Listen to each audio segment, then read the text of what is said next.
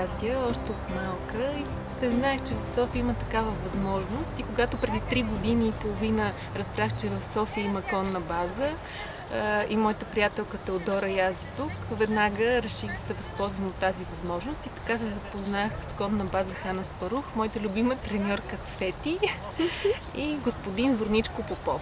А тук правя това, което съм правил цял живот, 70 години, треньор конен спорт. Обичам животните. Обичам коне най-много. Сработех с конете, намерих общ език с конете.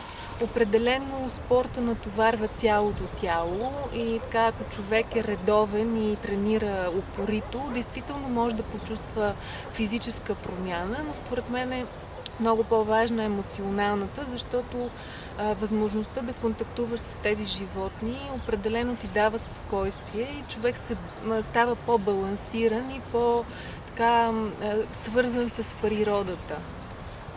Първото ми участие в всестранната с един кон, който е отписан от всякъде, казва, че се говори.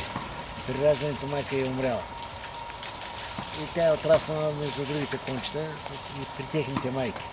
Значи това нещастие е било добър шанс за нея, защото тя могла да сути от всички. И се я приемали и другите победи така. И е могла да възмъжи, макар и дребничка, беше много силна. Това е Глория, първият ми кон, първата любов.